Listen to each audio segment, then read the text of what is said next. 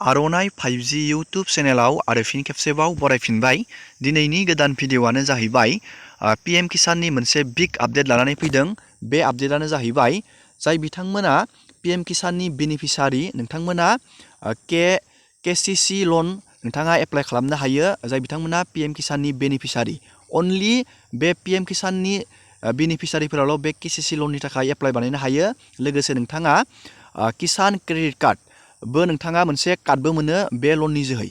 नोंथाङा बे लनखौ बोरै एप्लाइ बानायनो जोङो दिनैनि नैबे भिडिअनि गेजेरजों A to Z नायगोन। आरो जाय बिथांमोना EKYC होबायमोन नोंथांमोननि EKYC आ साक्सेस जादोंना जायाखै नोंथाङा बेखौ बोरै चेक बानायनो जोङो बेखौबो नायगोन। आरो जाय बिथांमोना PM किसाननि 16थि इनस्टलमेन्टखौ नोंथांमोना नेबाय दं नोंथांमोना बे 16थि इनस्टलमेन्टखौ मालासिमहालागै नोंथाङा मोननो हागोन जोङो बेनि आपडेटखौबो दिनैनि नैबे भिडिअनि गेजेरजों A to Z नायगोन। नोंथाङा भिडिअखौ जोबजासे नायलांबाय थाबानो जाबाय। आरो बेबायदिनो गोदान गोदान आपडेट डिटेल स्किम डिजिटेल खौरां मिथिनो थाखाय नोंथाङा चेनेलाव गोदानबा चेनेलखौ साबस्क्राइब खालामबानो जाबाय। दानिया जोङो भिडिअखौ जागायनोसै। गिबियावनो नोंथाङा बे KCC लनखौ एप्लाइ बानायनो थाखाय नोंथाङा अनलाइन हानाय नङा। नोंथाङा बेखौ अफलाइन मोनसे फर्म डाउनलड खालामनानै नोंथाङा गावबा गावनि बेंकआव जमा होनांगोन बे फर्मखौ। अब्लानो नोंथाङा बे KCC फर्मखौ इजियावनो एप्लाइ बानायना लानो हागोन। दानिया जोङो बे फर्मखौ बोरै डाउनलड खालामनानै बेखौ बोरै फिलआप बानायनांगौ जोङो बेनि डिटेल्सखौ नायगोन। गिबियावनो नोंथाङा बेखौ फर्मखौ डाउनलड बानायनो थाखाय नोंथाङा गुगोलाव थांनानै PM किसान बेखौ सार्च खालामनांगोन। दानिया नोंथाङा बेखौ बोखोनांगोन पेजखौ आरो नैबेयाव PM किसाननि मोनसे मेन वेबसाइट नोंथाङा बेयाव थुनानै होनांगोन। जोङो दानिया बेयाव थुबाय।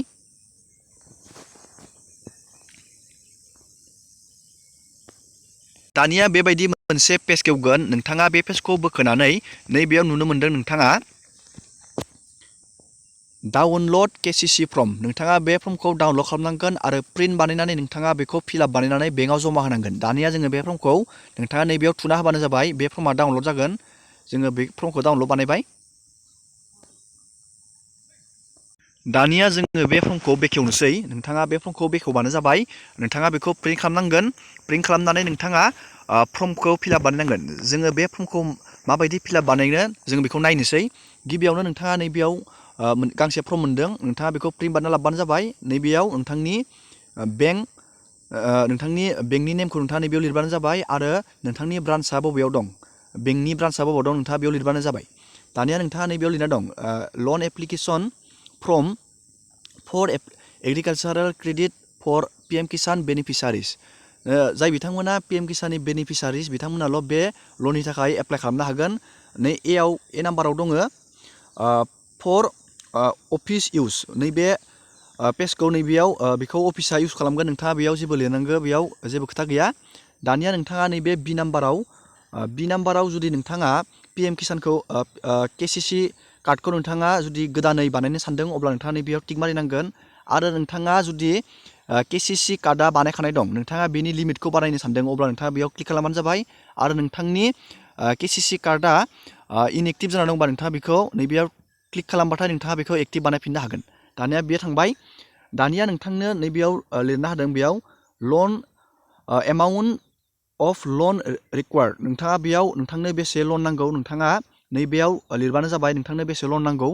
दानिया नैबेयाव C नाम्बाराव फैदो। C नाम्बाराव बेयाव पार्टिकुलार्स अफ दा एप्लिकेन्ट नैबेयाव नोंथांनि नामखौ लिरबानो जाबाय नैबेयाव। आरो नोंथांनि एकाउन्ट नं PM किसान बेनिफिसारिस नोंथांनि PM किसाननि आइडिखौ नोंथाङा नैबेयाव लिरबानो जाबाय। दानिया बे जोब्बाय।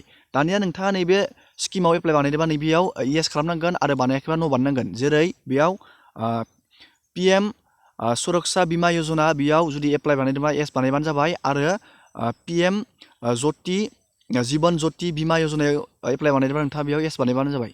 दानिया बेयो जोब्बाय। दानिया नोंथाङा बे फर्मखौ बोखोनानै नैबेयाव नुनो मोनदों D नाम्बाराव जुदि नोंथाङा बबाफोर बेंकआव लन लादोंबा नोंथाङा बेयाव फिलआप बानायनांगोन। बबे बेंकआव लन लादों नोंथाङा बेयाव लिरबानो जाबाय। आरो ब्रान्चनि नेम आरो माबोरै नोंथाङा लनखौ लादों बेयाव माबे माध्यमजों नोंथाङा लनखौ लादों बेयाव लिरबानो जाबाय। आरो आउटस्टेन्डिं लन नोंथाङा लनखौ बेसेबां सुख'खो बेयाव लिरबानो जाबाय। आरो अभार डिउस दंबा नोंथाङा बेयाव लिरबानो जाबाय। दानिया बे जोब्बाय D नाम्बारा। दानिया नोंथाङा E नाम्बाराव पार्टिकुलार्स अफ टटेल लेन्ड हल्डिंस नोंथांनि लेन्ड हल्डिंनि डिटेल्सखौ बेयाव हानि डिटेल्सखौ फिलआप बानायनांगोन नोंथांनि नेम अफ दा भिलेज नोंथांनि भिलेज नाम आरो सार्भे खासरा नंखौ नोंथाङा लेन्ड हल्डिंआव नायनानै बहायबानो जाबाय आरो नोंथांनि हाया हानि टाइटेल बेयाव नोंथाङा हाया नोंथांनि नामाव दंबा बेयाव लिरबानो जाबाय आरो लिस्टआव दंबा लिरबानो जाबाय आरो सोरजोंबा शेयारआव दंबा नोंथाङा बेयाव लिरबानो जाबाय आरो नोंथांनि एरियाया बेसे दं नोंथाङा बेयाव बहायना होबानो जाबाय गासैबो हानि एरियाखौ दाजाजोबनानै दानिया नोंथाङा मा खेथि खालामो बेयाव लिरदों नैबेयाव खरिफ फसल आरो बेयाव रबि फसल आरो नैबेयाव आदार्स जुदि नैबे खरिफआव माइआ गोलैयो माइफोरा गोलैयो आरो रबियाव गेहुफोरा गोलैयो आरो नोंथाङा बेलेग एक्सट्रा खेथि मावोबा नोंथाङा नैबे आदाराव बहायबानो जाबाय दानिया बे जोब्बाय दानिया नैबेयाव एफ नाम्बाराव नोंथांनि लनखौ नोंथाङा माबे बिजनेस बा खेथिनि थाखाय लनखौ लानो नागिरदों नोंथाङा बेयाव लिरनांगोन नोंथांनि भिलेज नेम आरो माबे खेथिनि खालामनो थाखाय नोंथाङा बेयाव लनखौ लानो नागिरदों बिजनेस खालामनो थाखाय लनखौ लानो नागिरदों नोंथाङा बेयाव डाटाखौ बहायबानो जाबाय जुदि नोंथाङा खेथि मावोब्ला नोंथाङा नैबेयाव लिरना दं इनलेन्ड फिसारिज एन्ड एग्रिकालचार नोंथाङा बेयाव डाटाखौ बहायनांगोन आरो नोंथाङा पिग्स अमाफोर फियोबा नोंथाङा बेयाव पल्ट्रि फार्म नोंथांनाव दङबा नोंथाङा नैबेयाव बहायनांगोन दानिया बे जोब्बाय दानिया नैबे जि नाम्बाराव दङ नोंथाङा बे स्किमाव बेसेबां इनभेस्ट बानायदों नोंथाङा बेयाव नोंथांनि सिकिउरिटिखौ नोंथाङा बेयाव बहायनांगोन नोंथाङा बेसे इनभेस्ट बानायदों दानिया बेबायदि फिलआप बानायबानो जाबाय जुदि नैबेयाव नैबे डि नाम्बारनिया जुदि नोंथाङा बेयाव लन लायाखै अब्ला नोंथाङा बेयाव न' लिरबानो जाबाय बेयाव अपसन गैया थेवबो नोंथाङा लन लायाखैबा बिदि न' लिरबानो जाबाय बेखौ दानिया बे जोब्बाय दानिया नोंथाङा बेखौ नैबे ओस नाम्बाराव नोंथाङा डिक्लेरेसनखौ फरायनो हागोन फरायनानै नोंथाङा बेयाव नोंथांनि सिगनेसार आरो जुदि नोंथाङा सिगनेसार होनो रोङा आखाइनि थामोबाबो जागोन बेयाव दानिया नोंथाङा बेयाव जेबो दांनांगौ खोथा गैया नैबेयाव अफिसा बेखौ फिलआप बानायगोन नोंथाङा बे फर्मखौ बेबायदि फिलआप बानायनानै नोंथाङा बेखौ बेंकआव जमा होबानो नोंथाङा किसान क्रेडिट कार्डजों लोगोसे नोंथाङा बेयाव 3 लाखहालागै नोंथाङा लन लानो हागोन जोङो दानिया बेनि डिटेल्सखौ मिथिबाय दानिया जोङो नायगोन जाय बिथांमोना EKYC होदोंमोन नोंथांमोना गावबा गावनि स्टेटासखौ बोरै चेक बानायनो जों दानिया बेखौ नायदिनि EKYCखौ नायनो थाखाय नोंथाङा दानिया नैबे PM किसाननि मेन वेबसाइटआव फैफिननांगोन बेबायदि नोंथाङा दानिया चेक खालामनो थाखाय नैबेयाव नुनो मोनदों EKYC नोंथाङा बे EKYC आव थुनांगोन जोङो दानिया बेयाव थुबाय दानिया नोंथाङा बेयाव नोंथांनि आधार नाम्बारखौ होनानै नायनांगोन जोङो दानिया बेयाव आधार नाम्बारखौ बहायनानै जोंनि EKYC होनाया साक्सेस जादोंना जायाखै जों बेयाव नायनानै लानो हासिगोन दानिया जोङो बेयाव आधार नाम्बारखौ बहायबाय नोंथाङाबो बेयाव गावबा गावनि आधार नाम्बारखौ बहायबानो जाबाय दानिया जों नैबे सार्चआव थुनानै होनांगोन